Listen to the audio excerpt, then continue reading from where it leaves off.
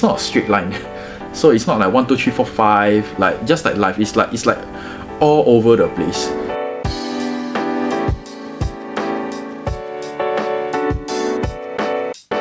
Right, so hi everyone, my name is Kenny. I am 20 years old this year, studying as a business studies student at Ngee Ann Polytechnic, and I come from a single parent family. How is it like growing up for you without a father? My parents divorced when I was 12 years old, so I'm living with my mom and I'm the only child.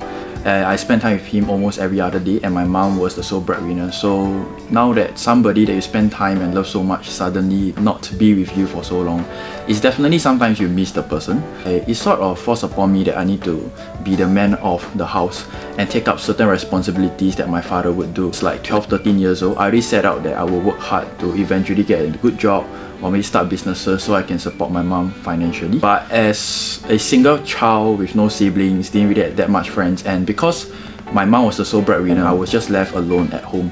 So a bit lonely sometimes. As I'm coming to the age of 20 years old, I see some of my friends who they talk to their fathers about like NS or like certain relatable examples. So like, you know, it's like your brother. Although he's still here, I don't meet with him often lah. Yeah, but overall, I guess over the time period, you know, you get used to it. Yeah. It's quite heartening to hear. So am I right to say like you gain independence at a slightly earlier age? Yeah, I think it sort of forced upon you to be more mature and grow up faster. Simple things such as cooking, house chores, working, studying, you need to take care of everything by yourself. What are some challenges you face when growing up? I think like two things lah. Number one is definitely financially. So my mom is actually Indonesian, but she became Singaporean after marrying my father. So finding a job for her is not very easy in Singapore because she doesn't have a proper education. Other than being single parent, it's also low income. Even for my father as well, he's almost 70 plus years old. It's hard for him to find a job and also like to send money to us. So financially, it was very hard. It's sort of like when we talk about growing up faster, it's also when I started picking part-time job when I was 14 and just been like half studying and half working ever since then. So I can support myself, so it lessened the burden on my mom, then we can save some money lah. Yeah, but I think the other challenge is also like when we talk about parental guidance, like what does it mean to be a man? How should I grow up? Like I don't have a role model, but I think the biggest challenge was just emotionally. Although like most of the time I'm spending alone, I can say, hey, I'm independent, I can love myself, I can support myself, I can do for my family. Sometimes it gets very lonely. Yeah, in the sense that yes, you are supporting yourself, but there will be times where you look around and you realize that nobody's around you. Current situation is that my mom is working and I am working, and then our house becomes like a hotel room. It's like we just go there, then like sleep all that, and then we are all busy with our careers. Yeah, because financially we are not so well off, so we have to work really hard. So everything sort of links up lah. How did you then cope with these challenges? So I think just now I talk about working part-time jobs and inspirational figures. I think that helped me a lot. I'm 20 years old. Back then when I was 13, 14, how I cope with all of these like stress, or I found myself back taking the basketball, going to the court, playing the sport again, and I found myself like, that was when I was like happy despite all the circumstances. So one of the inspirational figures that I really look up to is like Kobe Bryant, who has now passed away, but apart from being a very professional athlete, world-class player, he's also a very great father to his daughters and a great father to his family. Not only does he play basketball in NBA, he also does entrepreneurship, he does charities. So such male figures lah, or LeBron James, like this kind of figures. Have you ever blamed yourself or anyone for your family situation? I think at the start, I blamed my parents, and then afterwards I blamed myself. But I think as a 12-year-old kid, I guess it was just that I didn't know how to articulate my feelings.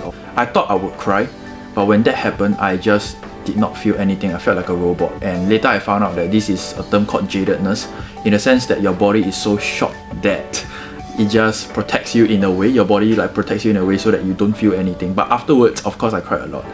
At the start, I blamed sort of my parents. My father had an affair outside.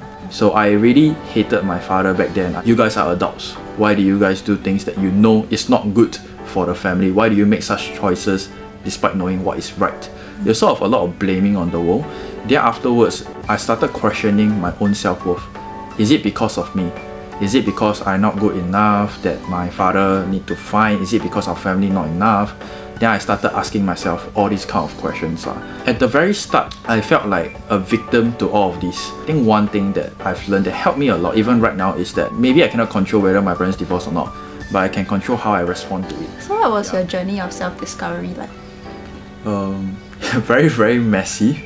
Even till today, sometimes I think, what am I doing with my life? I think I see self-discovery as an adventure. I think one of my teachers in secondary school, she shared this quote, which is, live life to your fullest and leave nothing but a legacy behind. I think every single individual, they have their own stories.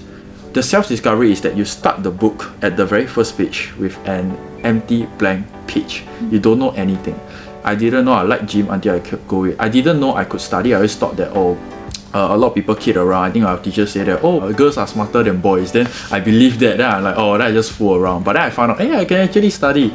Yeah. So I also don't know about like entrepreneurship, business. How did I end up here? I don't know. I just thought it was interesting and I just go for it. It's like an adventure. I think self-discovery journey is like, it's not a straight line.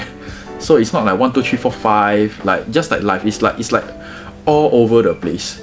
Yeah, but when you look back, it's like you have this beautiful storybook that you have created with all these beautiful memories. And the beautiful part is every single person's chapters and books is unique to themselves. Thank you, that's a very good piece of advice. Okay, once again, I'd like to thank you for coming down for this interview. Thank you for sharing your experience and story. Thanks for having me. Yeah.